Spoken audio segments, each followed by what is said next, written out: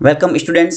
इस वीडियो के अंदर हम बात करते हैं कि आप 10वीं पास करके जैसे ही 11वीं के अंदर एडमिशन लेने जाएंगे तो आपके सामने हर स्कूल के अंदर 3 फैकल्टी देखने को मिलेगी। इन तीनों फैकल्टी में से किसी एक फैकल्टी का आपको चुनाव करना होगा, जिसमें मुख्य तौर पर साइंस, कॉमर्स और आर्ट्स होती है।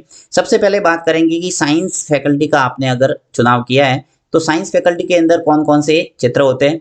इसके अंदर आपको 2 क्षेत्र देखने को मिलेंगे, एक गणित और एक बायोलॉजी वाला। तो सबसे पहले बात करते हैं कि मान लो आपने साइंस मैथ्स का चुनाव किया है तो आपको कौन से विषय है वह पढ़ने होंगे। तो सबसे पहले तो आपको वही मैथमेटिक्स, आपने गणित का चुनाव किया है तो आपको गणित देखने को मिलेगी। उसके साथ ही आपको भौतिक शास्त्र पढ़ने को मिलेगी यानी कि फिजिक्स। तीसरा है रसायन शास्त्र यानी केमिस्ट्री। ये 3 ऑप्शनल विषय हो गए और आपके 2 विषय है वो कंपलसरी यानी अंग्रेजी और हिंदी। ये आपको हर फैकल्टी के अंदर देखने को मिलेंगे।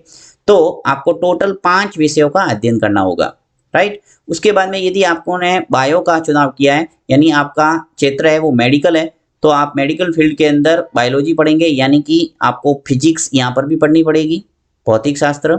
साथ ही आपको केमिस्ट्री भी यहाँ आपको अध्ययन करना पड़ेगा और अंग्रेजी और हिंदी यानी दोनों जो कंपलसरी लैंग्वेज है वो तो आपको पढ़ने ही पड़ेंगे और साथ ही बायोलॉजी, राइट। तो इस ढंग से आपको यहाँ पर भी 5 सब्जेक्ट का अध्ययन करना होगा। तो साइंस के अंदर आपने देख लिया कि इस ढंग से आपको 2 क्षेत्र है, या तो आप साइंस मैथ्स ले लो या फिर आप ले लो साइंस बायोलॉजी। जो भी आपको रुचि हो, जिस फील्ड में आपको अपना कैरियर बनाना है उसके हिसाब से आप अपने विषय का चुनाव कर सकते हैं। मैंने एक अलग से एक वीडियो बनाया हुआ है कि कौन से सब्जेक्ट में कौन सा कैरियर है वो आप बना सकते हैं। साइंस, कॉमर्स और आर्ट्स अपने आप में तीनों सब्जेक्ट अच्छे हैं, आप अपने रुचि के हिसाब से विषय का चयन करना है।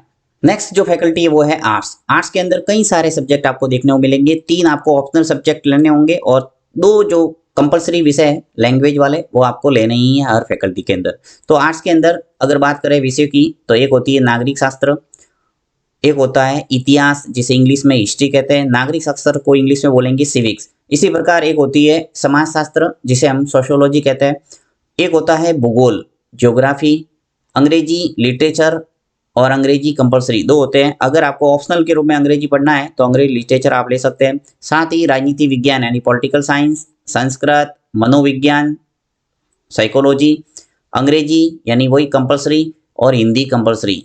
हिंदी के अंदर भी आप लिटरेचर हिंदी पढ़ सकते हैं। उसके बाद में संस्कृत भी आप लिटरेचर के रूप में ले सकते हैं और अर्थशास्त्र यानी इकोनॉमिक्स। तो ऐसे कई विषय हैं जो आर्ट्स के अंदर आपको पढ़ाए जाते हैं और ये सभी विषय आपके लिए इंपॉर्टेंट है अगर आप सिविल सेवा में अपनी रुचि रखते हैं। नेक्स्ट जो तीसरी फैकल्टी है वो है कॉमर्स। कॉमर्स भी अपने आप में काफ़ी बेस्ट फैकल्टी है। इसके अंदर आप चार्टर्ड अकाउंटेंट वगैरह बन सकते हैं। देखिए कॉमर्स के अंदर भी ढेर सारे सब्जेक्ट है। इसके अंदर आप अलग अलग 3 ऑप्शनल सब्जेक्ट और 2 कंपलसरी सब्जेक्ट लेके अध्ययन कर सकते हैं, जिसके अंदर अर्थशास्त्र, economics, physical education, accountancy, business studies, गणित, अंग्रेजी और एंटरप्रेन्योरशिप। ठीक है, इस टाइप से इन सभी सब्जेक्टों को आप अध्ययन करके कॉमर्स में अपना कैरियर बना सकते हैं।